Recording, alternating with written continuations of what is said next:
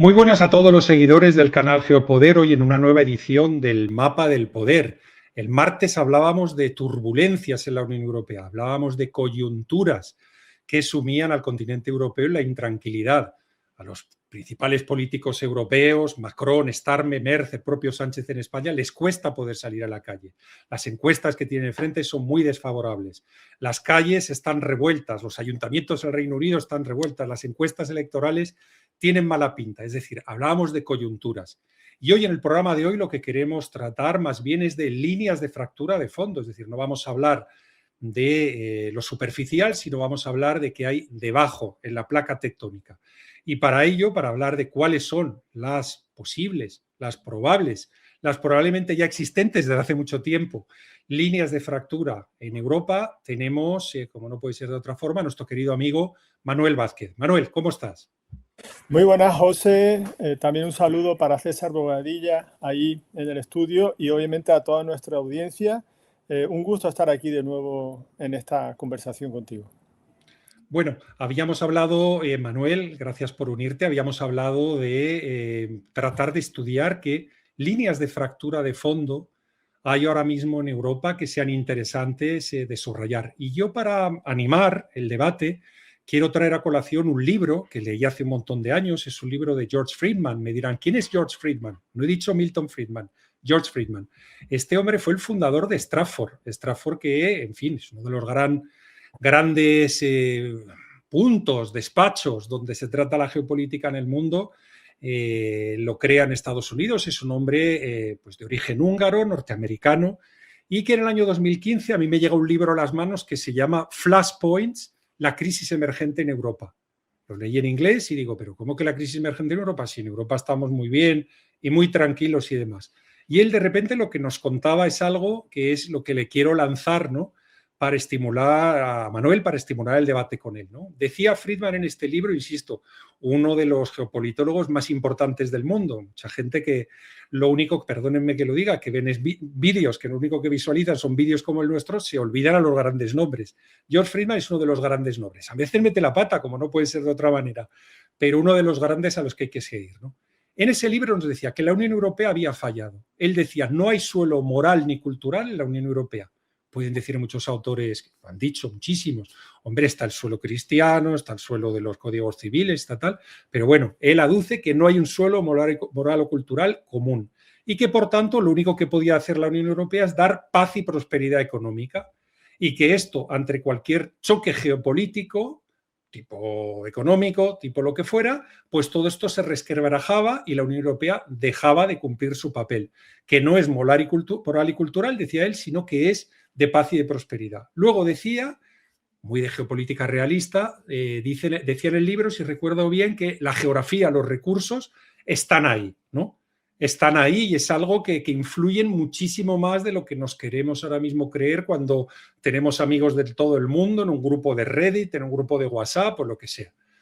Tercero, él veía a Alemania como factor de desestabilización de Europa de siempre. Hablaba ya desde el siglo XIX, las desestabilizaciones en el siglo XX, la Primera, la Segunda Guerra Mundial, el lío de Yugoslavia por las desavenencias con los franceses, etcétera, etcétera. Y él terminaba diciendo, si Alemania no exporta, la va a liar pronto. Se va a montar algo pronto relativamente rápido. Y luego él, las placas de conflicto que veía, yo estoy de acuerdo con dos, no estoy de acuerdo con una, pero él decía, es la línea de fractura en el este de Europa, que corre, según decía él, por Ucrania, Bielorrusia, las repúblicas bálticas, otra línea de fractura en el Mediterráneo, que viene de Oriente Medio, Turquía, el norte de África y demás, por los problemas que todos conocéis, migratorios y de otro tipo, y de sociedades muy diferentes a las europeas. Y luego la tercera línea que él mencionaba es, atento, la línea entre Francia y Alemania. Es decir, él sí se tomaba en serio que Francia y Alemania en un momento dado iban todavía a ponerse a la gresca, ¿no? Yo no sé si esto es un poco exagerado a día de hoy, pero bueno, con estos mimbres, yo lo que terminé por pensar en mi cabeza es, y yo creo que George Friedman está un poco tremendo, ¿no? Y sin embargo, visto lo visto, ya hace años que dije que yo me había equivocado y que George Friedman tenía razón en esto y que él había vuelto a ver que se estaban dando las condiciones de una tormenta perfecta, por no cambiar la analogía, vamos a ver, de una línea de fractura que se iba a reavivar. La lava iba a volver a salir por la línea de fractura y se iba a volver a liar parda, como se podría decir vulgarmente. Manuel, con estos primeros mensajes empezamos el debate, como gustes, y empezamos por donde tú quieras. Bueno, muchas gracias, José. La verdad es que tu resumen de la obra de Friedman es muy desafiante para mí. Voy a tratar de retomar los elementos.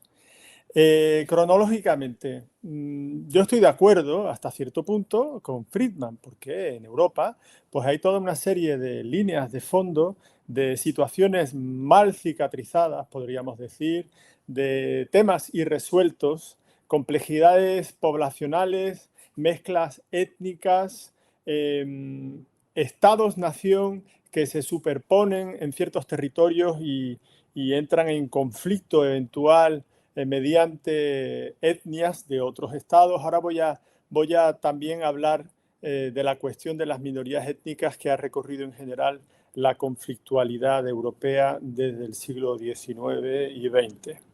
Entonces, es un gran desafío. ¿Por qué? Porque Europa seguramente es el gran polvorín geopolítico a nivel mundial. Para cualquier persona que estudie la geopolítica, es el lugar de mayor concentración de conflictos potenciales que existe. Punto de reunión de imperios, tradicionalmente Imperio Ruso, Imperio Otomano, Imperio Austrohúngaro. En su oeste, grandes estados, naciones-estado, que se configuran rápidamente, bueno, por lo menos después de la época medieval, España, Francia, Reino Unido, esa suerte de zona gris en la constitución de los imperios, que es Alemania, muchas rivalidades, una historia absolutamente, catastrófica es poco, conocemos todos los horrores a los que llevó el siglo XX europeo, con un punto álgido obviamente con el Holocausto de la población judía y de muchas otras poblaciones en el este de Europa, bueno, y en toda Europa. Tenemos entonces un continente muy complejo, recorrido por una geografía absolutamente desafiante, con poblaciones muy formadas, con profundidad histórica muy grande y grandes memorias también. Entonces, lo que está pasando, yo lo sitúo un poquito, obviamente una de las grandes épocas y giros es los años 1990-91, con el colapso de la antigua Unión Soviética, la reunificación alemana, que se hizo en unas condiciones también precipitadas por el ritmo de las sociedades y la voluntad de Alemania de proceder a su reunificación, lo cual es muy entendible, pero que se hizo con unas premisas de responsabilidad por parte de Europa Occidental y de Estados Unidos frente a Rusia que no se han estado cumpliendo. Con esto tomo entonces la fecha del 1991, luego rápidamente llego a la fecha de 2008. Hubo una promesa para la reunificación de Alemania en la cual se le prometió a Rusia, a la Federación Rusa, que la OTAN no iba a avanzar hacia ningún estado limítrofe de la Federación Rusa. No, por ejemplo, no tenía vocación a entrar en la OTAN ni Ucrania ni Georgia. Bueno, pues en el 2008, en la cumbre de la OTAN en Bucarest, por toda una serie de razones, la administración americana, con cierta oposición europea, de hecho, pero una oposición relativa, porque los que terminan mandando son generalmente la administración norteamericana, pone en el panorama, sitúa en el panorama una suerte de promesa de ingreso de Ucrania y de Georgia a la OTAN. Inmediatamente en el 2008 tenemos la operación de la Federación Rusa en Georgia para ocupar un territorio y señalar la oposición a esta deriva para ellos, pero a esta evolución.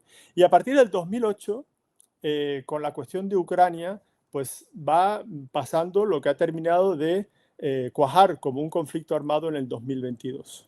2008 se promete ese ingreso, empieza la desestabilización de Europa Central, Rusia siempre señalando que eso es para ella una línea roja que no hay que cruzar, Estados Unidos y las potencias europeas empujando de alguna manera a Ucrania en el sentido de una confrontación a cada vez mayor con Rusia, los eventos del Maidán, de la Revolución Naranja en el 2014 y luego todo lo que ya conocemos, el conflicto interno en Ucrania, el separatismo de las repúblicas de Donetsk y Lugansk, todo lo que ha llevado hasta el conflicto del 2022 y hoy en día la guerra abierta. Entonces yo, cuando observo el 2022, como muchos europeos, nosotros, contemporáneos, es el regreso de la guerra a Europa. Un regreso diferente de lo que pasó durante el trágico conflicto de la ex Yugoslavia.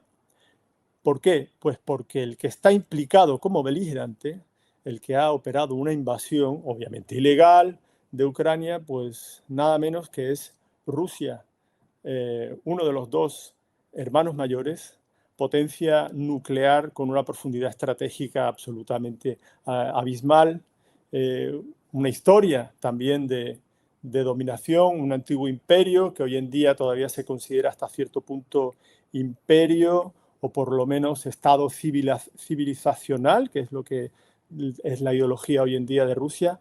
Entonces, esto es una línea de fractura de unas dimensiones muy grandes. ¿Por qué? Porque a partir del momento en el que esto pasa, que Rusia invade Ucrania, toda una serie de dinámicas sociales en todos los estados de Europa del Este y Central empiezan a resurgir. Y es que el panorama, como tú bien has dicho, no estaba cicatrizado, porque después de la Segunda Guerra Mundial hubo todo un periodo de congelación o por lo menos estabilidad proporcionada por la dominación de estos países por la Unión Soviética, que tenía otro tipo de métodos, obviamente para nada envidiables, totalmente condenables, de manejo de este tipo de situaciones.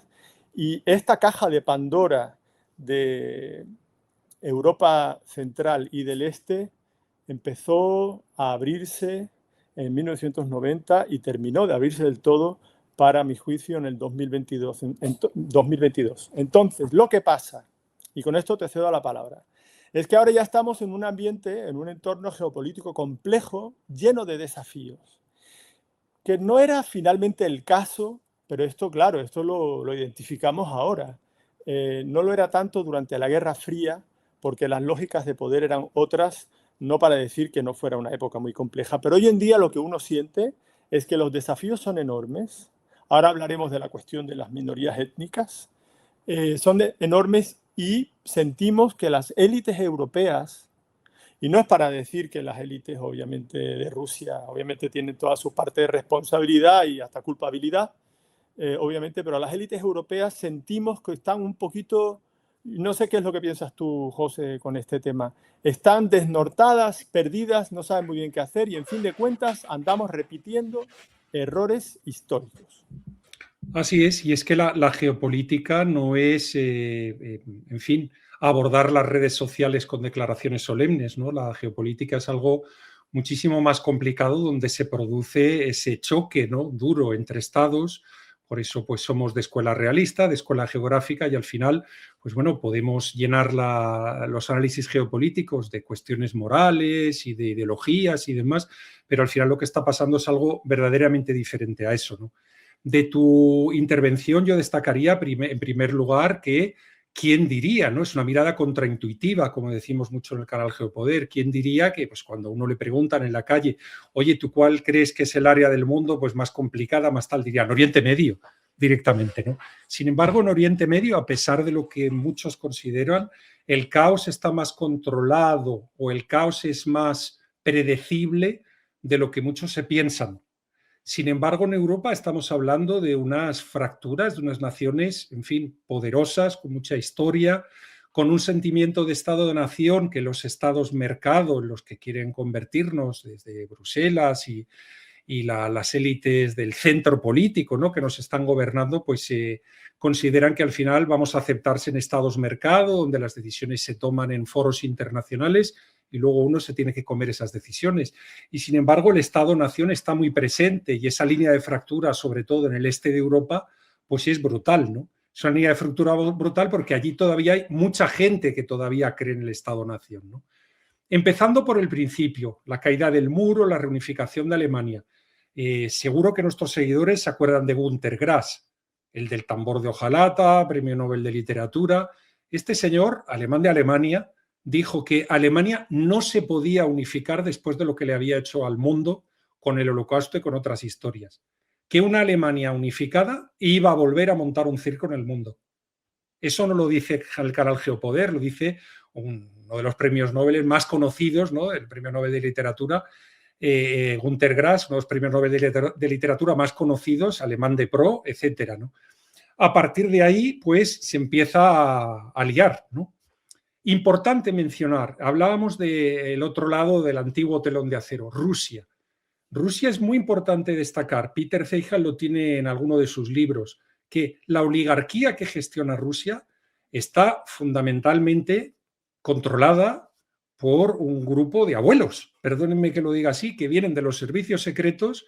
Es una gerontocracia de unas 200 personas que toman el poder de la nueva Federación Rusa, unas 100 ya han fallecido y insisto que de los becarios jóvenes que conocemos, lo de becario es una broma, una forma de hablar, pensamos en Dmitry Medvedev y Dmitry Medvedev ya tiene 60 años y esos son de los más jóvenes que hay allí ahora mismo en la picota, en Rusia.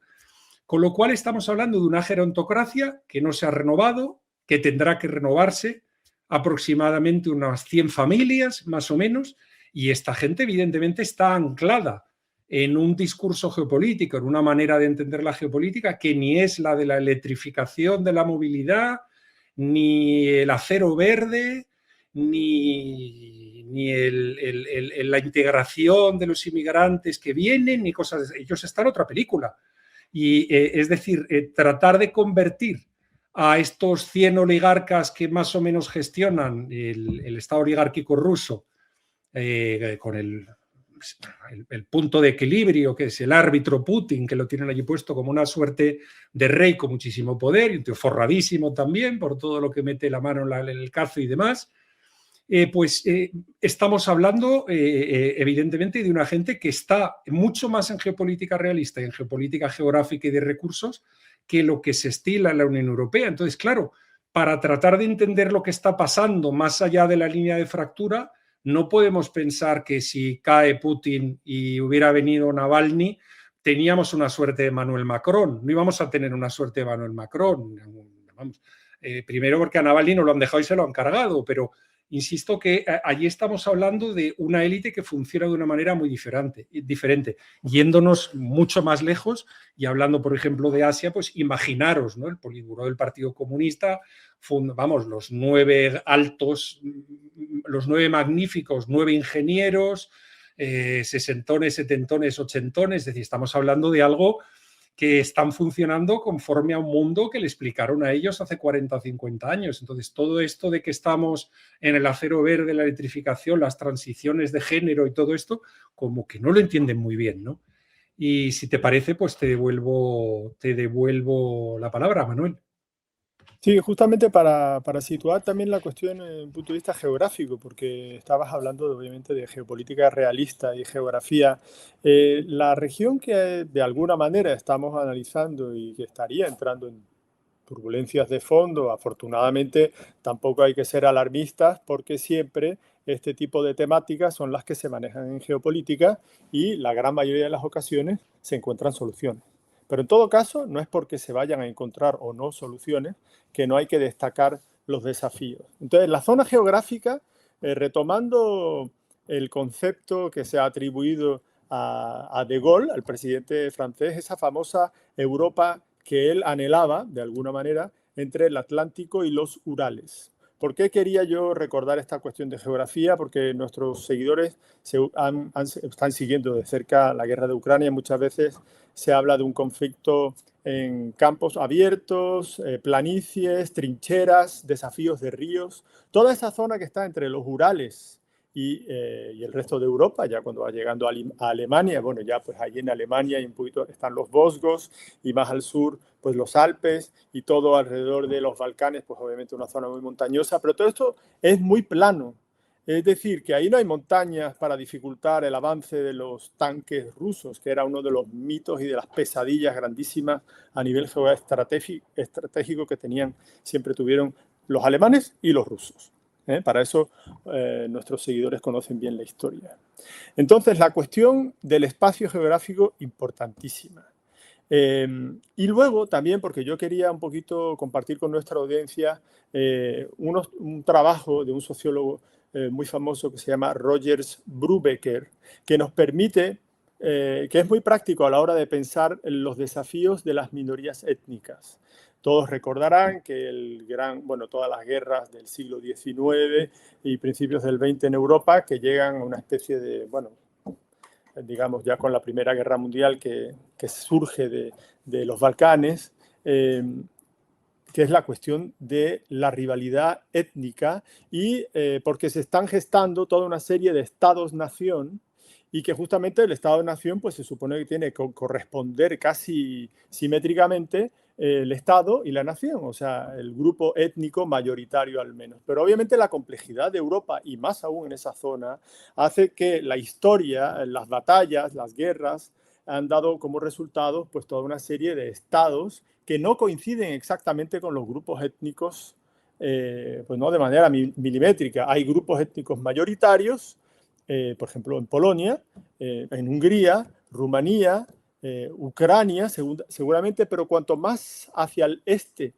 progresamos, más se va complicando. Y existen minorías importantes que pertenecen al grupo étnico de otro estado en el cual ese grupo étnico sí es la mayoría. Entonces, tenemos siempre presente también que el Estado, pues básicamente lo que busca es asegurar la paz y el bienestar de su población. Entonces, rápidamente tenemos situaciones en las cuales un Estado A puede incluso legislar, actuar, preocuparse para la protección de la minoría étnica que le pertenece, entre comillas, que está en el Estado B, y ahí empiezan muchos problemas de relaciones internacionales. Entonces, este señor Rogers Brubaker habla de la relación triangular o nexo triádico. Entonces habla de una dinámica inestable y política entre minorías nacionales, el Estado anfitrión y el Estado exterior. ¿Vale? Son tres los polos de tensión. El Estado anfitrión es aquel Estado B en el cual está la minoría étnica. Por ejemplo, antes de, pues ya sin ser tan abstracto, voy a coger un ejemplo concreto. Pongamos la situación de los refugiados ucranianos en Polonia. Desde el principio de este conflicto ha habido más de 1 millón de refugiados ucranianos en Polonia. Entonces, ¿qué hace el Estado polaco para gestionar esa realidad? Pues al principio los acoge, porque obviamente Polonia apoya a Ucrania, se solidariza con ella, como ha hecho la Unión Europea, porque está en contra, obviamente, de la alteración de las fronteras que supone la agresión de Rusia, pero rápidamente, al cabo de unos años ya, porque cada Estado tiene que cuidar su homogeneidad poblacional. Al cabo de un tiempo ya pues hay una estrategia de integración de esa población. ¿Y qué es lo que pasa? Pues que el Estado de Polonia empieza a pedir que los hijos de los ucranianos empiecen a ir al colegio polaco, empiecen a estudiar polaco, empiecen a integrarse. También en un momento dado se recortan los subsidios para esa población, porque claro, eso genera tensiones al interior de la población de Polonia, más allá de todas las cuestiones que ha habido de rivalidades con la venta del grano ucraniano y los campesinos que nuestros auditores también conocen. Pero entonces empieza a haber tensiones en el interior de un país. Y luego el Estado de Polonia también puede empezar a dificultar la normalización o la regularización de esta población. ¿Qué pasa? Pues también Ucrania quiere tener acceso a mano de obra, no, pero a mano militar sí. O sea, son brazos para la guerra, son soldados potenciales esos chicos en el tiempo. Y también quiere, o sea, hay un montón de tensiones que se generan y van complicándolo todo, complicando muchas cosas en Polonia, se están complicando históricamente, obviamente en Ucrania, pues complicadísimas. Hoy hemos visto inclusive hace poco resurgir un eje importantísimo en Europa, pero lo fue hasta el siglo XVIII, un eje de poder que conecta las repúblicas bálticas con Kiev, porque en un momento dado hubo una figura política de alianza de todos esos territorios que separaban la influencia rusa y la influencia del imperio austrohúngaro. Eso resurge, ¿por qué? Porque todas esas realidades están ahí todavía y basta con que llegue una sacudida fuerte como la guerra de Ucrania y muchas cosas se reactivan. Y tomo, por ejemplo, otra cuestión que es complejísima de nuevo y que la hemos vivido generacionalmente, la cuestión de los Balcanes, la cuestión de las minorías étnicas ortodoxas que Rusia siente se sienta en deber de proteger. Ya conocemos toda esa historia, las relaciones entre Serbia y Rusia. Bueno, pues toda Europa en esa zona central está interconectada de esa manera. Inclusive hay un pasado otomano importantísimo que también se reveló hasta cierto punto durante las guerras de los Balcanes en los años 90. El teatro, la cantidad de heridas son muy numerosas y de nuevo dependen todas de la gestión que se haga. Generalmente hay una manera pacífica, con un entorno geopolítico sosegado, con una generosidad fuerte. Eso generalmente la Unión Europea lo ha gestionado muy bien, pero también cuando se altera el tablero geopolítico y cuando se entra en épocas de crisis económica, los estados son menos generosos y obviamente las poblaciones y minorías étnicas se resienten y empiezan a reclamar la protección de su madre patria. Te dejo la palabra. Muchas gracias, Manuel. Estaba tomando algunas notas, ¿no?, para poder reaccionar a todo lo que comentabas. Un ejemplo, por ejemplo, que yo he vivido en primera persona y que es interesante es la minoría húngara en el centro de Rumanía. Estamos hablando de que hay muchos pueblos en la Transilvania que no hablan rumano y aparte las personas mayores se niegan a aprender rumano y eso a día de hoy. Y ellos simplemente van a una escuela en húngaro, ellos se expresan en húngaro y se niegan a integrarse completamente. Ellos dicen, nosotros somos diferentes y pertenecemos al otro país, solo que nos ha tocado estar aquí por cuestiones de la historia, ¿no? Era por abundar en algo que tú comentabas, ¿no? Con relación a los Balcanes, por ejemplo, quiero llamar la atención sobre algo extraordinario. Para mí es algo extraordinario y que nuestro queridísimo seguidor Euskañol lo decía el otro día, ¿no? Decía, José, echarle un vistazo a la entrevista a Aleksandar Vučić, el presidente serbio, que hace una entrevista con el medio Breitbart y, en fin, dice que Trump es el tío que mejor le cae ahora mismo a la población serbia de todos los últimos políticos que hay en el mundo, vamos, que es el presidente norteamericano más popular y que tal y que cual. Cualquiera me lo hubiera dicho a mí cuando yo estaba recorriendo esta zona, el año 2004, 2005, 2006, 2007, todavía estabas viendo todos los puentes que había derribado el ejército norteamericano. Estaba todavía aquello todo hundido, el país recuperándose y les habían dado un golpe fortísimo, fortísimo los norteamericanos a los serbios y sin embargo esto es algo que os demuestra hasta qué punto las cosas son complicadas allí, es decir, una minoría tiene un lenguaje que utiliza alfabeto cirílico, son ortodoxos, que recibe siempre el guiño de Rusia, pero al mismo tiempo ahora mismo están diciendo que el tío más grande que han visto hace muchos tiempos es Donald Trump.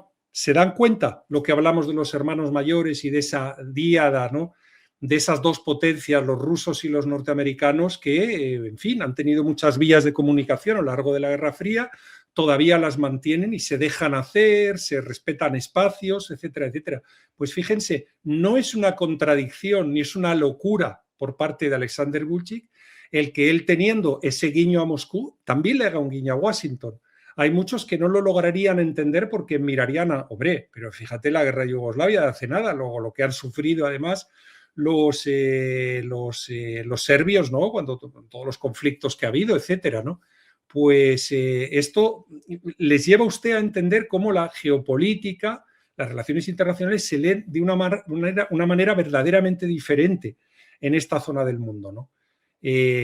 A partir de ahí, pues bueno, la crisis existencial en la que entran, por ejemplo, las repúblicas bálticas porque sobrevuelan una serie de drones ucranianos perdidos o no perdidos, una serie de drones rusos perdidos o no perdidos, el territorio de las repúblicas bálticas, y ya ha caído el gobierno de Letonia y ahora mismo hay una tensión en Lituania y en Estonia también brutal, no solo en Letonia, diciendo derríbese todo lo que sobrevuela nuestro espacio aéreo, etcétera, etcétera. Es decir, la tensión va increciendo y bueno, vuelvo a como empezaba yo la conversación de hoy. Hay que darle la razón a George Friedman. Al final, como ha dicho Manuel, y utilizo sus palabras, Europa es un polvorín. Europa es un polvorín y vuelvo a insistir que mucha gente se había equivocado con Rusia si llegaba a pensar que unos ucranianos armados con armas viejas iban a poder con Rusia. A Rusia no se la puede medir por el PIB que tiene. A Rusia se la tiene que medir por la capacidad que tiene de extracción energética y por la supercapacidad militar que tiene. Y es a partir de ahí que te das cuenta de que yo por eso me atreví en su momento a acuñar este conflicto desde el año 22 como una no guerra, porque ya se sabía quién iba a ganar. Es decir, en la guerra no había ni entretenimiento, el partido no había ni que salir a jugarlo. ¿Para qué? ¿Para que murieran 1 o 2 millones de personas para nada? ¿Para qué se salía a jugar ese partido si ya se sabía el resultado? Bueno, Manuel, te devuelvo la palabra. Sí, yo mientras te escuchaba también, como conozco tu interés por los países bálticos y Finlandia, también estaba pensando obviamente en cómo a partir de la cuestión de la guerra de Ucrania, pues se ha complicado muchísimo el panorama de presencia territorial y conexión con el mundo de Rusia a través de San Petersburgo, porque Finlandia y Suecia finalmente han ingresado en la OTAN. O sea que eso ha sido un revés geoestratégico importantísimo para Rusia. Entonces, claro, estamos en un momento en el que todos los estados-nación tienen esa vocación que es protegerse, defenderse. Es su razón de ser última. Funcionan de esa manera. Tienen unos medios, además, que eso lo hemos hablado varias veces, José, tienen unos medios que ya no recordamos como tan actuales, de movilizar a su población en caso de necesidad, que no sospechamos ya. O sea que las cosas también, esos medios estatales están muy a la orden del día. Leía el otro día artículos acerca de las repúblicas bálticas, como algunos de esos estados no han abandonado el servicio militar, otros lo han reintroducido. Hay mucha tensión. También, cómo no pensar en la cuestión de Kaliningrado, en la antigua Königsberg, ¿no? La ciudad natal de Kant, que es un enclave ruso entre Polonia y las repúblicas bálticas. O sea, Europa, Transnistria también, Europa abunda de ejemplos en los cuales la situación se puede complicar bastante rápido. Al mismo tiempo, es un continente que se ha construido con este tipo de dinámicas. Quiero creer, obviamente, ¿quién no?, que sabremos colectivamente controlar y gestionar, o sea, hacer política internacional realista y de verdad para manejar todo esto. Pero luego también cuando se ve la realidad comunicacional en Europa del Oeste, las grandes potencias, Francia, Alemania, Gran Bretaña, en todo este conflicto de Ucrania, a veces lo que hay es cierta preocupación o miedo. El despliegue, por ejemplo, de una unidad blindada alemana en Latvia, entiendo. Eso también ha levantado sospechas o por lo menos recelos importantes. Hay una memoria colectiva en Europa muy importante con la cual hay que, con la cual no digo que haya que tener cuidado, pero que hay que tenerla muy presente y gestionarla como conviene. Justamente otro detalle interesantísimo que tiene que ver con los Balcanes. Yo siempre me he preguntado, pero ¿por qué Rusia? Claro, está la cuestión étnica y cultural con Serbia, pero ¿en qué momento Rusia obtiene una suerte de permiso de supervisión de esas poblaciones a nivel internacional? Y vi que fue en el momento en el cual el Imperio ruso le quita al Imperio otomano Crimea. Entonces, en ese momento, justamente, se genera, eso fue en el siglo XVIII, se genera política realista.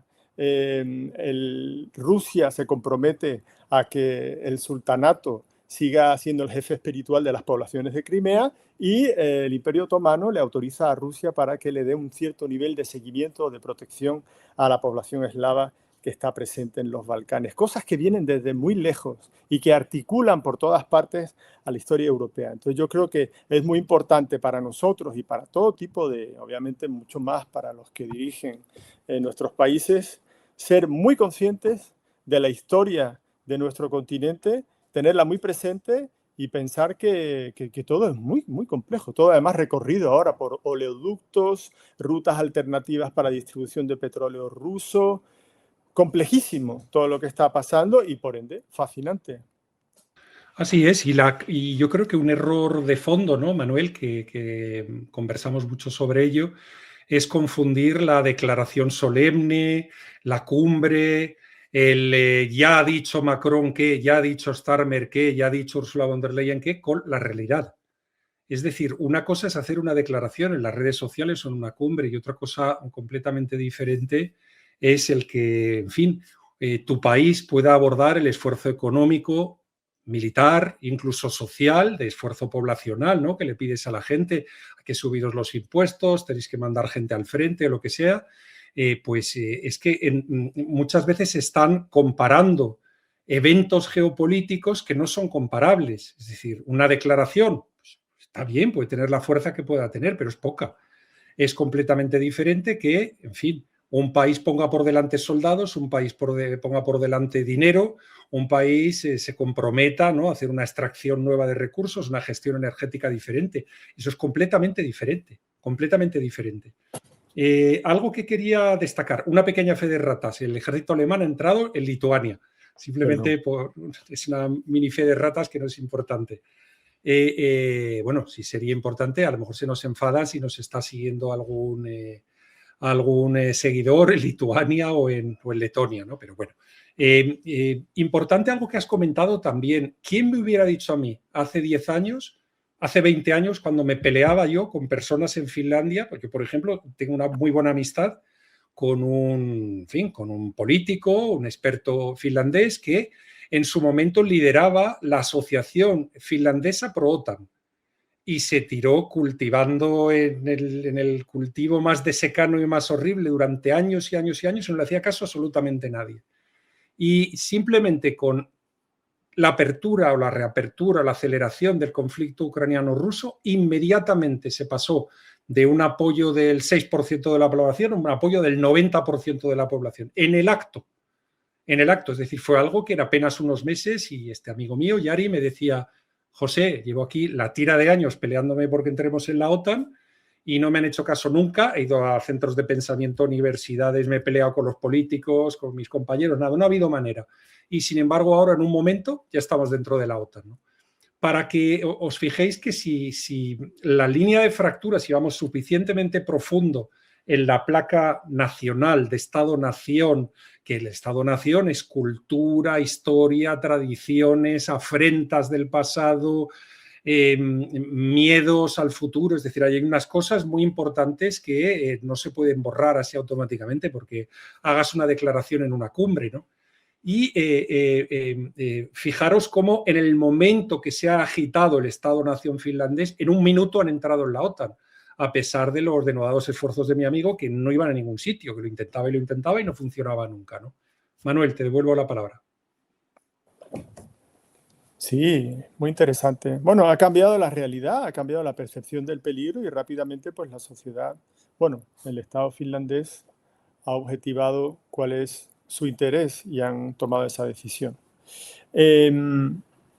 Claro, eso me da la oportunidad de hablar de la cultura de la vecindad, que es muy importante, obviamente, en Europa. El cultivar las relaciones de vecindad.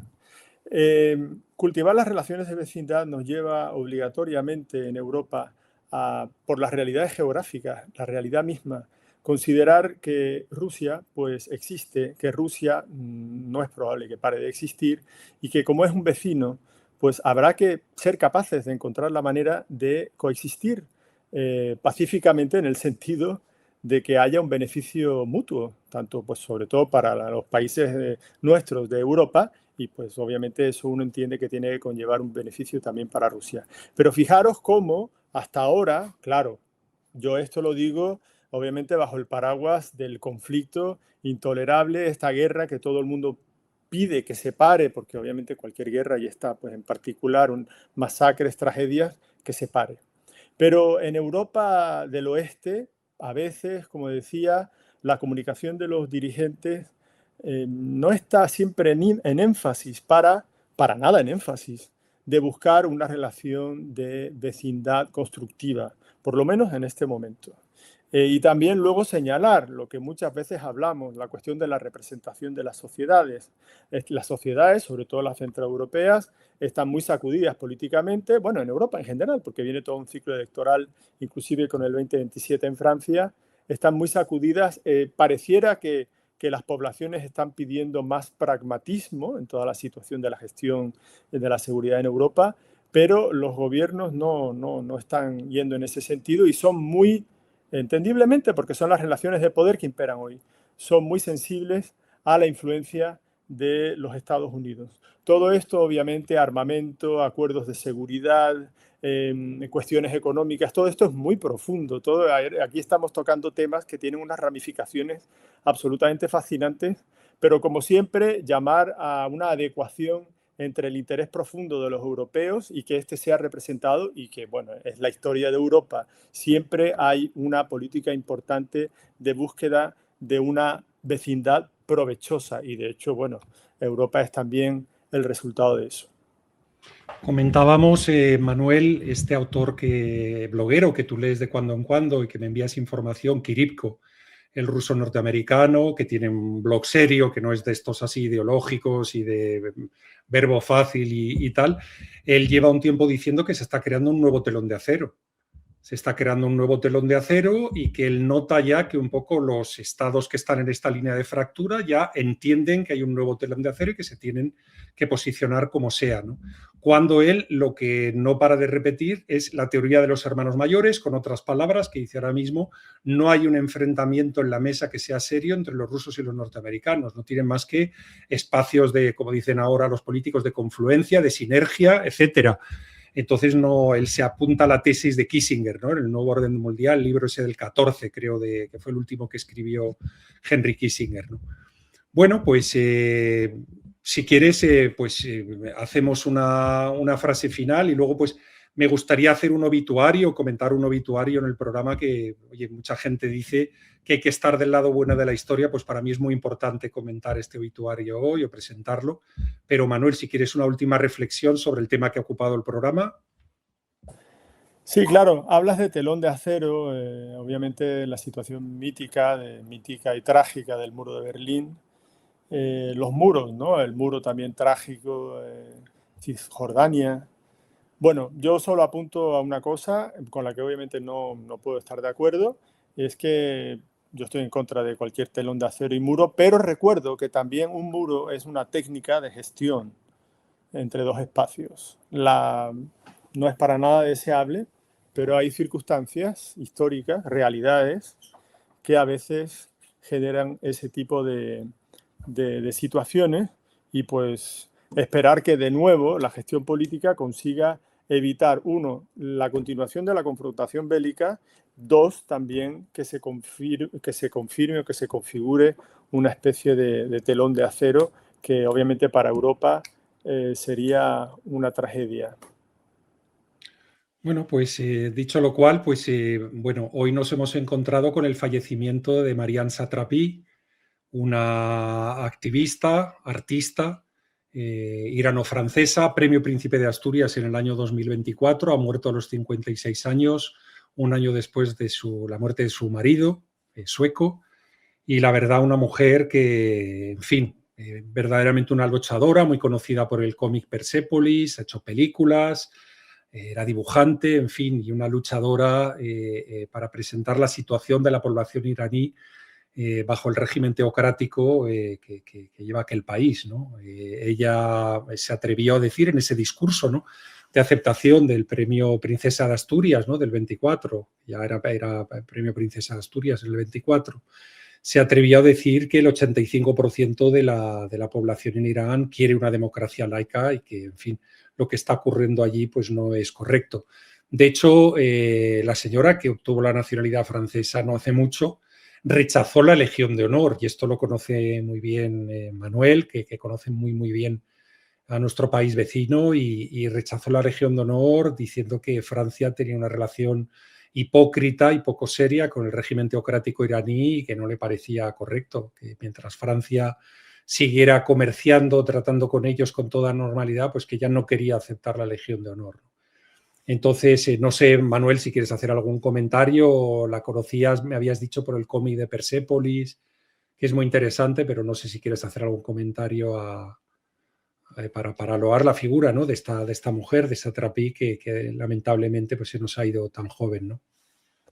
Sí, bueno, lamentar esta pérdida, obviamente, una artista tan comprometida, tan en vigor su mensaje hoy en día, y pues esperar también que a la mayor brevedad, aunque la situación está siempre muy complicada, pues también el pueblo iraní pueda de nuevo disfrutar de un régimen de libertades.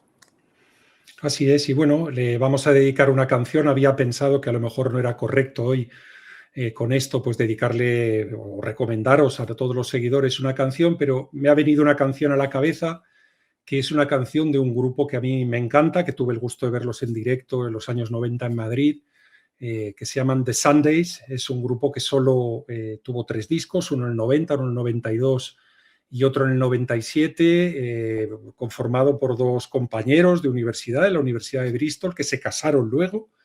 Harriet Wheeler, una cantante que tiene una voz de ángel, y su marido David Gathering, al final abandonaron el grupo con récords por todo el mundo de ventas, se hicieron súper famosos en el mundo alternativo, el mundo del rock un poquito diferente, o del indie rock, como se decía en su momento, y que desde entonces pues es un sueño para muchos que ellos volvieran a tocar. Pero ellos dijeron que querían tener una familia, que ellos no habían nacido para ser estrellas de nada, y que después de 3 discos y de recorrer el mundo entero, tocar en todos los estadios, en todas las salas de rock, en estadios, en televisiones, pues que consideraban que esa etapa se había terminado y que había que pasar a otra cosa, ¿no? Bueno, tienen una versión en su segundo disco, tienen un single que se llama Goodbye, pero tienen una versión de una canción de los Rolling Stones, Wild Horses, ¿no? Caballos salvajes, que es una auténtica delicia. De verdad, disfrutar de la voz de Harriet Wheeler, porque es algo, yo la he tenido a 1 metro de mí cantando, y es una cosa que es extraordinario como canta esta mujer. Así que esa es la recomendación de hoy. Y bueno, os damos las gracias por estar allí, a Manuel por haberte apuntado al programa. Gracias a vosotros, siempre. Y a nuestro querido amigo César Bobadilla, que se ha currado todo lo técnico, graba, mezcla, sube, coordina, pone la voz. Cuando no nos va la voz, vuelve a aparecer de alguna manera. Así que gracias también a César por la faena. También saludamos un poquito de lejos a nuestro amigo Xavier Bermúdez, que está hoy hasta aquí de trabajo y por eso no se ha podido unir al programa. Pero bueno, hasta la próxima y muchísimas gracias. Gracias.